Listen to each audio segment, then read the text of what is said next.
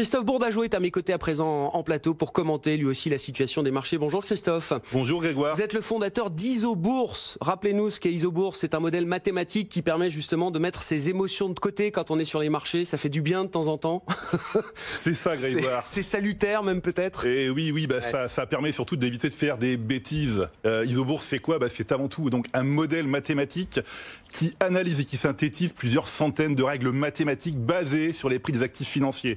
Donc c'est donc un modèle qui permet de s'abstraire des émotions. Bon, et d'ailleurs quand on fait un petit peu le parcours récent de la manière dont votre modèle analyse les marchés, on peut constater que bon, ce qui se passe, c'est pas franchement une surprise pour vous. Hein. Ça fait déjà, je regardais un peu sur votre modèle, ça fait au moins 6 mois, voire plus peut-être, si on prend le CAC 40 parisien ou les indices de la Bourse de Paris, ça fait plus de 6 mois que vous êtes à l'écart, mais c'est rouge vif. Hein. Vraiment le conseil de rester à l'écart des indices parisiens et donc j'imagine des indices européens depuis plusieurs mois maintenant. Oui, c'est ça en fait. Il faut savoir rester à l'écart des marchés. Parce qu'en fait, on est toujours tenté de se dire, on va peut-être acheter, c'est peut-être le point bas, etc. Non, nous, en fait, depuis le printemps 2018, on est extrêmement prudent. Donc d'ailleurs, le maître mot de 2018, c'est prudence. On verra si le maître mot de 2019, c'est encore prudence. Mais en tout cas, aujourd'hui, depuis printemps 2018, on est à l'écart des indices français. On verra tout à l'heure pour les indices américains, mais à l'écart des indices français. Et ce qui est intéressant, c'est que justement, dans ces indices, il y a une catégorie d'indices sur laquelle on est à l'écart, justement, et parce que c'est une catégorie qui a extrêmement souffert depuis le début de l'année, le CAC Small, bien sûr, qui perd 20% depuis le début de l'année. Alors, il y a des cycles en bourse. Il y a notamment un cycle basé sur les secteurs, mais il y a aussi un cycle basé sur les capitalisations boursières. C'est ça. Comment se comportent les marchés en fonction des tailles de capitalisation, les indices en fonction des tailles de capitalisation? Le CAC 40, c'est les grandes valeurs. Le CAC Small, c'est un indice qui représente les petites capitalisations. On trouve des indices de moyenne capitalisation également, Christophe. C'est ça, voilà, exactement. Donc en fait, le CAC 40, voilà les 40 plus grosses valeurs. Et le CAC Small, donc qui contient 200 valeurs, voilà à peu près.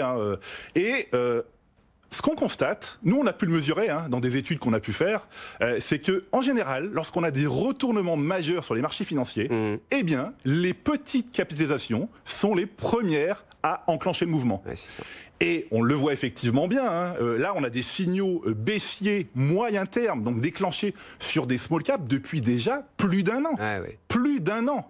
Donc, en général, on voit les petites. On voit les moyennes, on voit les grosses. Et quand on constate un retournement de marché, pendant que les grosses baissent encore, les petites se relèvent. Sauf qu'aujourd'hui, malheureusement, il n'y a pas de relèvement. Alors si, au détail, point par point, sur certaines valeurs comme ça, il y a des rebonds. Mais on est quand même dans un marché très erratique.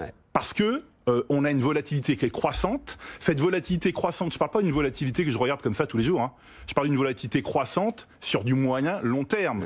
Et quand on a une volatilité croissante comme ça, ça justement suggère des mouvements erratiques. Ce qu'on connaît, ce qu'on a vu hier, et ce qu'on peut avoir encore en décembre peut-être. Ce qui est très frappant, et alors c'est là où le modèle mathématique est très intéressant, permet de s'extraire de ses émotions.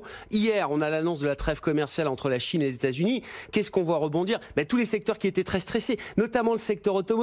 On voit des hausses de 5, 6, 7, 8% pour Valeo, peut-être un des titres les plus massacrés depuis le début de l'année sur le CAC 40. On se dit, ça y est, enfin, on sait que ces titres-là sont massacrés, on sait que ces titres-là sont très décotés, qu'on intègre une récession, une fin du monde quand on regarde la valorisation de ces entreprises. Et comme le disait Jean-Luc Hussac tout à l'heure, enfin, on a 3 mois de répit, allons-y sur ces valeurs. Et aujourd'hui, tout retombe. Valeo, ça repère 4% directement aujourd'hui, Christophe. Oui, mais qu'est-ce que vous voulez ? Quelque part, c'est normal. Les investisseurs c'est normal. Oui. Non, mais c'est normal. Pour le modèle Isobourse peut-être, mais faut l'expliquer. Oui, mais c'est normal, Grégoire. Pourquoi ? Parce que les investisseurs cherchent toujours le point bas. Mais le point bas, finalement, il est extrêmement difficile à trouver. Notre modèle, il vous dira jamais, il y a 2 paramètres qu'on ne maîtrise pas. C'est la durée d'une baisse potentielle et l'amplitude de la baisse. Ça, on ne sait pas y répondre. Tout ce qu'on sait, c'est que des secteurs comme l'automobile et les équipementiers, ça fait des mois qu'on est à l'écart de ce secteur. Et je vais aller plus loin. Valeo, ça fait depuis l'été 2017 qu'on est à l'écart de Valeo. Plus de 50% de baisse sur Valeo. Et là, la dernière qui résistait, la dernière action, la dernière valeur qui résistait, tant bien que mal, c'était Peugeot. on vient de vendre Peugeot. Ouais. Voilà, malheureusement, on vient de vendre Peugeot. Ouais, donc c'est des signaux qui se dégradent. En plus, c'est ce que je disais, les signaux sont déjà très négatifs depuis plusieurs mois, et il y a des signaux qui se dégradent encore. Alors, valeur par valeur, là, vous dites Peugeot est en train de craquer, d'une certaine manière, Christophe, et le marché américain, alors qui reste le marché leader, le marché directeur, le marché sur lequel on espère encore pouvoir s'appuyer, et là aussi, c'est un marché, alors on n'est pas encore au niveau peut-être de dégradation de ce qu'on connaît sur les indices européens, mais c'est un marché qui commence à envoyer des signaux d'alerte également, Christophe. Oui, alors, juste une chose avant les marchés américains, sur les marchés, sur le marché français, sur le CAC 40, sur le long terme, on est posé sur un niveau, notre indicateur, et en train de se dire, attention, là, je peux peut-être basculer sur le long terme. Et justement, on revient sur les marchés américains. Les marchés américains, la baisse qu'on a connue en fait en octobre, mais souvenez-vous, Grégoire, le 2 ou 3 octobre, lors de mon précédent passage sur le plateau... On était au point haut. Hein. Déjà d'une part, et puis effectivement, on avait 50% des actions du S&P 500 qui étaient mal orientées, baissières, hein, voilà. Là, on est à déjà plus de 70, 75%, alors que sur le marché français, on en est à 90%. Je prends le CAC All Tradable, hein, le plus représentatif du marché. Donc là, sur le marché américain, on a le S&P 500, le S&P 100 qui est en train donc les grosses valeurs américaines, le S&P 100, et puis le S&P 600, donc l'indice small cap, et le S&P 400, les mid cap, tous les indices sont retournés pour nous. À moyen terme, on n'est pas encore sur du long terme, mais au moins à moyen terme. C'est quand même un signal déjà à prendre en compte. Hein. Exactement. Et d'autant plus que ça faisait déjà depuis l'été 2016 qu'on était en fait positif sur les indices américains. Alors je ne parle pas, effectivement, on peut aller plus loin, mais au moins le dernier rebond enclenché moyen terme en 2016, là pour nous, il vient de se clore. Il y a un secteur, un segment, enfin un indice américain, là vous suivez particulièrement, qui est l'indice du secteur des semi-conducteurs. Alors on appelle ça le SOX, c'est effectivement l'anagramme de l'indice, enfin le ticker de l'indice. Le SOX de Philadelphie d'ailleurs, je ne sais pas pourquoi il vient de Philadelphie plus qu'ailleurs. Enfin il est coté à Philadelphie cet indice, c'est ça, Christophe ? En fait vous avez plusieurs indices comme ça qui sont estampillés Philadelphia en fait. Il y a le SOX, il y en a d'autres. Et c'est vrai que le SOX, eh bien, c'est un indicateur, ou plutôt un indice, que nous regardons énormément chez Isobourse. Pourquoi ? Parce que, déjà, il faut dire que c'est un indice qui pondère les 30 plus grosses entreprises de semi-conducteurs. Les semi-conducteurs, on en a partout. On en a dans nos téléphones, on en a partout dans notre vie aujourd'hui. Et on a tendance de plus en plus à dire que c'est un indicateur avancé de la situation de l'économie mondiale. D'accord ? Et donc, qu'est-ce qui se passe ? À moyen terme, nous, on est baissier sur cet indice. Hier, on a connu des gros rebonds sur des valeurs des semi-conducteurs. En tête, AMD, qui a gagné 11%. Bon, AMD, ça va bien parce que c'est une valeur qu'on a, nous, en portefeuille. Donc, tant mieux, on la garde. C'est-à-dire qu'on est sélectif. Mais, si on va plus loin sur le long terme, depuis 2010, notre indicateur est positif sur le secteur, donc sur le SOX. Et là, on est en trimestriel, proche d'un signal de retournement baissier. Donc des secteurs qui étaient encore très forts il y a quelques mois à peine et qui sont en train de lâcher petit à petit. Oui, c'est ça. Et en fait, c'est ce qui paraît, c'est ce qui apparaît inquiétant. Voilà, parce que quand même, ça fait quand même un ensemble de facteurs qui quand même maintenant deviennent de plus en plus négatifs. Ça n'empêchera pas, je vous l'ai dit, Grégoire, les mouvements erratiques sur les marchés. Mais il faudra bien les distinguer. Moi, je reprends toujours, en fait, une analyse des années 30, Robert Rea, pour le citer. Il disait que si on veut réussir dans l'investissement en bourse, il faut opérer dans le sens de la marée, la tendance long terme, profiter des vagues, on va dire la tendance court-moyen terme, et occulter le clapot. Le clapot, voilà. Et c'est ça qui est important. Voilà, le bruit. Voilà. Donc déjà, à l'époque, voyez, ce genre d'analystes-là avait déjà ces réactions. Les marchés n'ont pas bougé. Ils sont toujours de la même manière. Grande prudence quand même. Enfin, justement, voilà, les marchés n'ont pas bougé, mais n'ont pas bougé, c'est-à-dire qu'ils fonctionnent toujours. Ah oui, ils fonctionnent toujours pareil. Mais à l'instant où on se parle, quand même, grande prudence, c'est quand même le message qui ressort des modèles Isobourse. C'est le mot fort. C'est le mot fort de 2018, et ça doit être le mot fort à bientôt 2019. Il ne faut pas se départir de cette prudence au moment où on se parle, et parce que déjà certains secteurs ou certains indices ont beaucoup baissé, ça n'est pas une raison valable, et c'est surtout pas une raison suffisante pour se départir de cette prudence. Exactement. En fait, la rigueur. la rigueur. Il faut être extrêmement rigoureux et ne pas oublier que le risque, eh bien, si on a tendance à l'oublier, il nous foudroie d'un coup net. Bon, on va essayer de se rassurer avec le marché obligataire, mais je suis pas sûr qu'on se rassure beaucoup avec le marché obligataire. Éric Bourguignon est avec nous par téléphone pour en parler. Vous êtes directeur de la gestion taux et crédit, notamment de Swiss Life Asset Management. Bonjour Éric.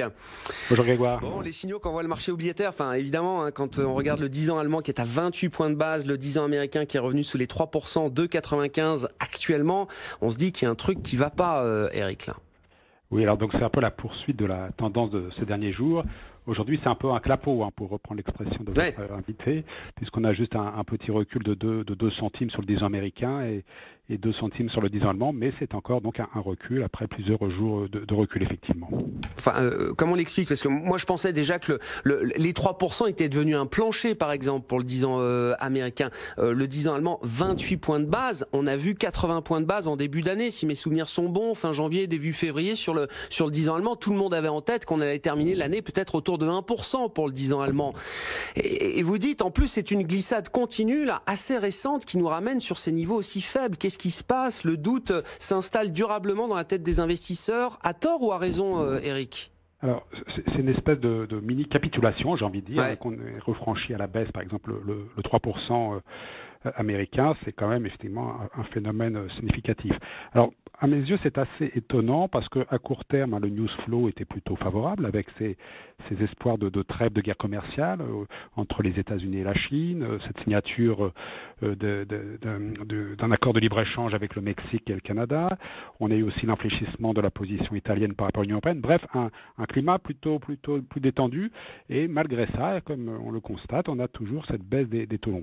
Alors, outre toutes les raisons qui ont déjà été évoquées, pour résumer, outre le climat anxiogène actuel, j'ai envie de dire, je pense qu'il y a un phénomène qui est très intéressant à observer, c'est que l'inflation anticipée par les marchés explique aujourd'hui à peu près les 2/3, du moins aux États-Unis, de la baisse des taux longs américains. Ils ont baissé 30 centimes et l'inflation anticipée d'une vingtaine de centimes. Ce qui veut donc dire que pour le marché, l'inflation n'est plus un sujet. Voilà, je crois que c'est ça le grand changement récent qu'on pourrait tirer de l'analyse des marchés, c'est que les marchés ne croient plus à une accélération de l'inflation. Et on voit poindre à nouveau le débat éternel sur l'inversion de la courbe des taux aux États-Unis, Éric, effectivement, alors on n'est pas sur une inversion totale entre le 10 ans et le 2 ans, par exemple, mais on a quand même une bonne partie de la courbe américaine qui est inversée. C'est potentiellement un vrai signal d'inquiétude pour les marchés, ou est-ce qu'il peut y avoir quand même un faux signal derrière cet aplatissement et cette possible inversion de la courbe des taux aux États-Unis? Est-ce qu'il faut enterrer définitivement le thème de l'inflation, pour poser la question autrement, Éric? Non, moi je ne prendrais pas au pied de la lettre ce pseudo-signal. On a un recul finalement statistique assez limité de quelques décennies, mais sur quelques cycles seulement. La réalité, c'est que les taux longs américains sont toujours sous contrôle de la Banque centrale, même si elle réduit son influence mois après mois. Mais c'est encore des taux qu'on pourrait qualifier de quasi administrés. Donc je ne pense pas qu'on puisse tirer d'enseignement de ce début d'inversion, enfin prochaine inversion peut-être des taux américains. Je ne crois pas qu'il faille s'en inquiéter outre mesure. Bon, à quelles conditions le marché peut-il remettre un peu d'inflation dans ses perspectives, Éric? Est-ce que le thème de la reflation aux États-Unis, notamment, où le cycle est le plus avancé, où le marché du travail est le plus tendu, est-ce que c'est un thème qui peut ressurgir? Est-ce que c'est un risque quand même là dans les prochains mois, Éric? Oui, tout à fait. Je pense qu'il faut rester tout à fait prudent dans les analyses. La baisse de l'inflation récente est intimement liée, à mes yeux, à l'effondrement des prix du pétrole. On voit très bien les corrélations qu'il peut y avoir d'ailleurs entre les inflations anticipées et le niveau des prix du pétrole. D'ailleurs, celui-ci a eu plutôt tendance à remonter ces derniers jours. Et puis deuxièmement, le marché du travail américain reste extrêmement tendu. Les salaires progressent de façon raisonnable aujourd'hui, mais rien ne prouve que ça va durer. Donc je crois que ça sera vraiment le juge de paix. Ça sera l'évolution des salaires aux États-Unis que la Fed va certainement regarder de plus près, de plus en plus d'ailleurs, et qui donnera, à mon avis, le signal soit d'un arrêt définitif des craintes inflationnistes, soit au contraire d'une renaissance de ces craintes. Effectivement, à surveiller. Le prochain rapport sur l'emploi aux États-Unis, ce sera ce vendredi, donc le bilan sur le marché du travail du mois de novembre, sur le marché américain, à surveiller de près pour une Fed, effectivement, qui nous a clairement exprimé qu'elle devenait à nouveau très attentive, voire dépendante aux données statistiques au mois le mois. Merci beaucoup, Éric. Merci d'avoir été avec nous quelques minutes par téléphone. Éric Bourguignon, directeur de la gestion taux et crédit de Swiss Life Asset Management. Management. Christophe Bourdageau, on vous retrouve pour 2 minutes en plateau, le fondateur d'Isobourse. En conclusion de tout ça, bon, le marché obligataire nous rassure pas vraiment. Alors Éric Bourguignon reste convaincu que, attention, l'inflation reste là, peut-être tapis un peu dans l'ombre aujourd'hui, mais qu'elle pourrait à nouveau ressurgir. En tout cas, quand même, moi je retiens le message de grande prudence envoyé par le marché obligataire aujourd'hui, envoyé par votre modèle Isobourse. Concrètement, alors c'est intéressant parce que grâce à ce modèle Isobourse, vous gérez 2 fonds de la gamme Martin Rothschild, c'est ça, Martin Morel, Rothschild Martin Morel, voilà, maintenant je mets tout le monde dans l'ordre. Et à travers ces fonds que vous gérez sur le modèle Isobourse, vous réduisez encore et toujours plus les expositions. Exactement, Grégoire. Il y a 2 mois, on était exposé aux actions françaises à 80% encore. Ah oui. Et là, on vient de passer depuis hier matin à 45%. Ouais. Donc ça veut dire que, en gros, alors, ce qui est intéressant dans tout ça, c'est pas comme ça en claquant des doigts qu'on décide de réduire ce curseur. C'est parce que dans notre univers d'investissement des actions françaises, on va dire les 150, 160 plus grosses actions françaises, aujourd'hui, le modèle ne détermine que seulement un petit nombre d'actions qui doivent rester en portefeuille, d'où une exposition qui diminue énormément. Juste pour info, pour retrouver cette exposition aux actions françaises, il faut remonter, ou plutôt redescendre à 2011.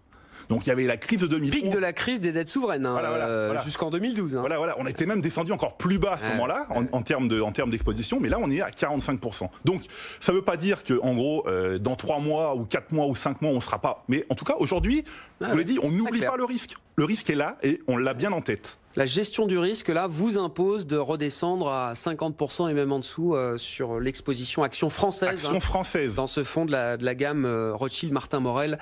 Impulsion France, c'est ça Oui, Martin Morel, Impulsion France, donc est un fonds d'action française flexible. Flexible, ce qui veut dire que on peut descendre à moins de 50%. Voilà. Nous pouvons même aller à 0% d'actions. Voilà, si le modèle le justifie. Exactement. Merci Christophe, merci d'avoir été avec nous. On va entretenir régulièrement ces rendez-vous pour prendre un petit peu le pouls des marchés. En tout cas, voir comment le modèle Isobourse évolue. Christophe Bourdageau qui est avec nous en plateau, fondateur d'Isobourse sur BFM Business. On marque une pause, 16h dans un instant, et on se retrouve avec 2 autres invités pour commenter l'actualité des marchés financiers. Des marchés qui glissent à nouveau. On le voit sur le marché américain en baisse de 0,7% pour le Dow Jones en début de séance à Wall Street, et le CAC 40 en baisse de 0,58% désormais, qui retombe autour de 5020, 5025 points. BFM Business, Intégral Bourse, jusqu'à 18h, la bourse en temps réel.